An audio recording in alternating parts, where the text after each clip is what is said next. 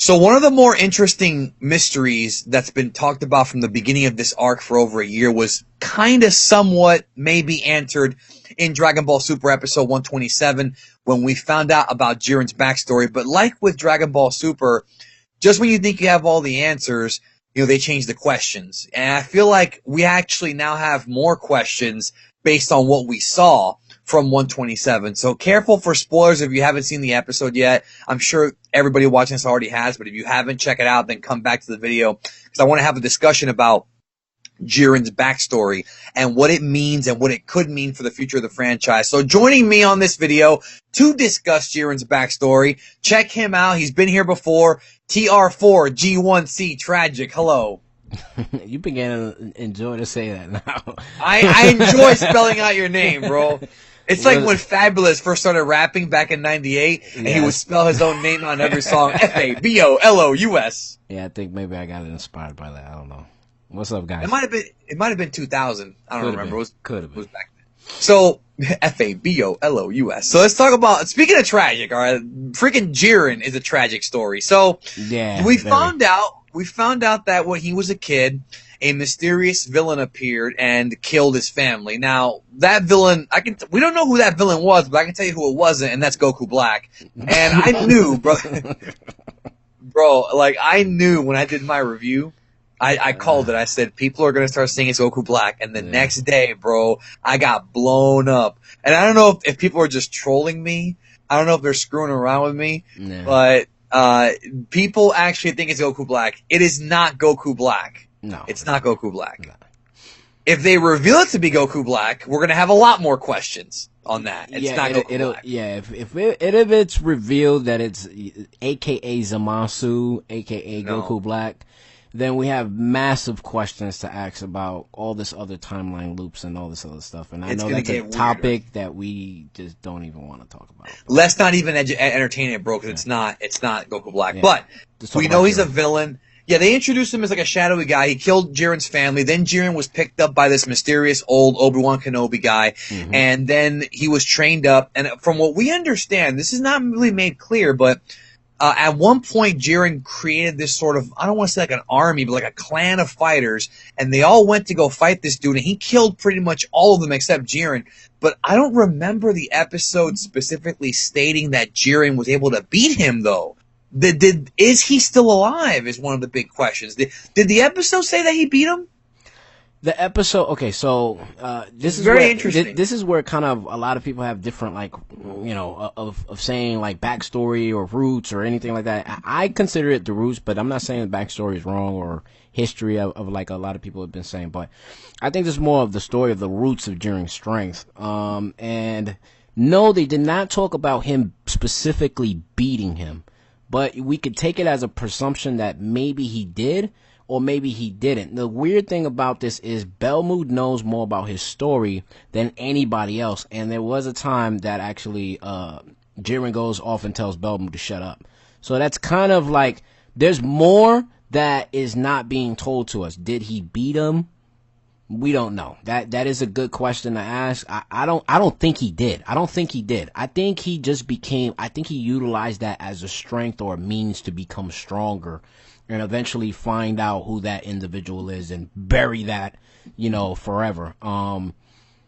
That could be the reason that maybe 17 was pushing his button so much and trying to figure out, like, you're trying to bury your past. And maybe that was like, that was creating the moment. I made a video. I don't like promoting other people's stuff, but I made a video about PTSD and anime. Very good video. And anime and stuff like that. And we can definitely tell that Jiren has gone through those real traumatic type of situations. And it's interesting that right now he is actually really kind of tied in with Vegeta right now, being two individuals that both have had their families kind of killed right in front of them type of thing, or have seen their families die in front of them type of thing. It wasn't in front of Vegeta, but it definitely happened. I mean, Vegeta didn't care, but it affected him. It affected him subconsciously. Jiren seems to have really cared, though. You know what I'm saying? Right. Jiren, like, walked in the house and all of a sudden, he's seen his mom being killed and what seemed like a silhouette. And yeah, and that's why people are saying it's Goku Black, because it reminds them of that first Trunks episode, Right, with right, the shadowy right. figure. But it's not. It's an artistic way of showing a mysterious villain. But then, of course, that brings up another question: why are they not showing what he looks like? And I think that could lead to a storyline later on. I could totally see them doing a Jiren TV special or a Jiren movie or a Jiren manga, really going into detail on this, because I think there's more stories to be told on this. Yeah, I definitely would like to know a little. I would like to actually know the history of Jiren himself as a fighter per se. Because this is only a little, right, because this is like a little, like a teaser film. Like, you know what I mean? Like, they just threw a teaser at us. And the thing about this is, what the question that I have is, well, not really a question, but the assumption that I have or take from this is, if you think about it, Jiren was basically a child or whatever it may be. He got rescued by, what seemingly looking is another, race type of person who became a strong warrior. Yeah, who became his master. So people gotta kind of understand this. That person that trained Jiren has had to been also massively powerful. Universe 11 has some powerful people. But that dude was killed by the adversary, the mysterious adversary. Yeah, that is correct. correct. And so were all of Jiren's buddies. But they never said that Jiren actually beat the guy. Yeah, they didn't. I don't know if they even implied it. It's like the next scene we have Vermouth talking about how Jiren felt like his allies had betrayed him. Right. Or whatever. I don't know if the word betray was actually used. I'm trying to think of the word. No, I think it was kind of. It's kind of stated around those same lines. Basically the betrayal of. They abandoned him. They abandoned him. He didn't have no allies. He didn't have no friends. So he became a loner, and he pursued strength. And from that point on, he kept going on and pursuing strength. And then eventually, Belmood actually goes off and is interested in him. And because he's interested in him, he started gaining more allies, and that became the Pride Troopers. He gained new allies, new powerful allies around him and stuff like that. And that's kind of interesting because someone a god of destruction seeks out for him. He basically seeks out new allies and new people. The question that I have that kind of boggles my mind is Jiren has this master, like he's a master, you know what I mean? Like he's a sensei type of attitude, even with Toppo. So yeah, he was disappointed that Toppo. Right. So is he the actual trainer of all these guys, and he just kind of a loner type of being, and he kind of does his own thing? That's kind of an interesting situation because he always even when he attacked when he was dealing with Kale, Toppo was like, no, I'll send these guys. He's like, no, I got it. You know what I mean? It's like he couldn't trust them, and that's why we had 17 kind of tell us like, oh, you just use these people for your power, for your means and stuff like that, which is kind of interesting because that was a very interesting line too. Right. Yes, thank you for bringing that up. Because there's a lot of masters, even in like the old movies, right? The old martial arts movies from back in the days. You had some masters that only utilized their students that became strong around them, for a means. You know what I mean? Like, oh, I'm going to use you because you're powerful at this, and I can utilize your talents to make myself even more powerful and more stronger and own territory. Hey, Goku kind of did that too with Gohan. I mean, he made himself stronger. Right. So it's just there's that, and then his allies left him. So I mean, the story. Okay, the narrative they're trying to tell us, and I want to make this very clear to everybody out there listening, because I like to talk about Dragon Ball on a much deeper level. My channel is not a freaking hype man channel where we're talking about spoilers and crap like that. We actually discuss this series in a deeper level here, and I'm hoping that's why people sub. I hope so. The whole thing is this. Look, the idea, the narrative is telling us that Jiren has feelings of abandonment. His family was killed. His friends were killed. His friends abandoned him. It's like he's a loner. Ultimate loner, maybe even more so than Vegeta. Mm-hmm. So for him to have been accepted into a group like the Pride Troopers and being their go-to guy, even though he's not the actual leader, it's implied that Toppo and Casserole are above him as far as ranks go, even though he's the strongest guy. He's more just like a secret weapon, like a secret super soldier, pretty much is what he is. Mm-hmm. That's the narrative they're telling us. But I feel like with that narrative, it's opened up so many more questions because now it's, does Jiren want to...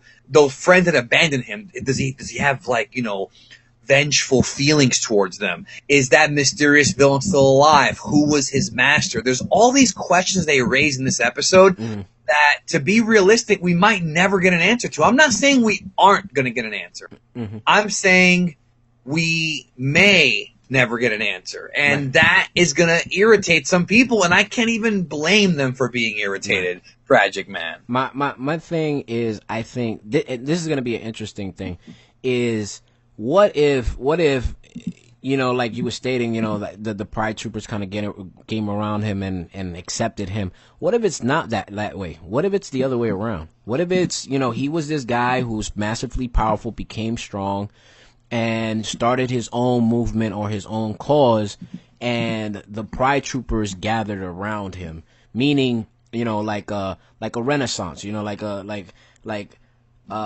you start, you know, one guy's kind of doing his own thing, and then all of a sudden everybody's like, yo, we're going to start a group, and we're going to name it after that, and we're going to be the Pride Troopers. Right, we're going to be the Pride Troopers because he has pride and he has strength, and we will fight about justice, and this is what we're going to do, and we're going to utilize strength to be able to overcome these things.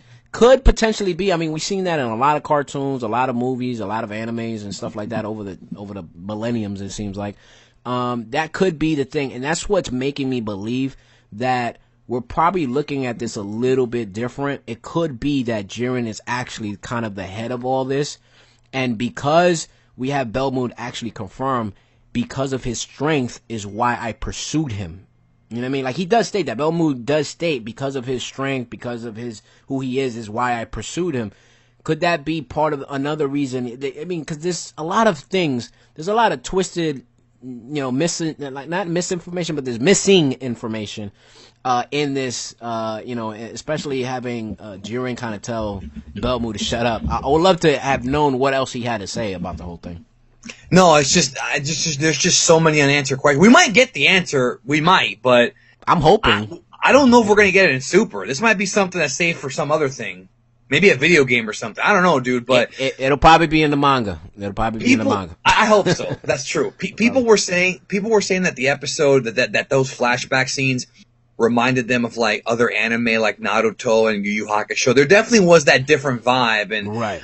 I do hope, and I could be wrong, but I hope this does lead to, if they continue Dragon Ball like with a new anime. I've said before, a Jiren anime I think could work. Even though he's too OP, maybe keeping it like a shorter series, maybe only 26 episodes or something, just about the origin of Jiren, I think could work. I think everybody will watch it. I mean, it's right. You know, and this could be a teaser for that, but I don't know. Dragon Ball Super's done so many things that they never followed up on. So let us know what you think in the comments about this backstory. Like, do you think it opened up more questions? Do you care? Because I've seen some people say they don't even care anymore. That they just don't give a damn about Jiren anymore. I heard that a lot of people say that. I mean, there's still a lot more information, and the fact that we can get a lot more out of this, you know, will be interesting. You know, there's still more. There's definitely still more. Hopefully, they do what they've done in other series, which is basically, at least at the end of this, we see maybe a resolve in Jiren, and he just like starts telling us what's going on, like why he really is doing this. You know what I mean? Like, maybe they'll do that, maybe they won't. Who knows? Yeah, I certainly hope so. Again, it's more unanswered questions. Like, there's still so many things we don't know. Check out TR4G1C. I had to squeeze it in one more time, bro. I'll leave a link to his channel down below. Always, the man's always streaming and always talking to y'all. So, good times. Good times. Later, guys. Have a good one.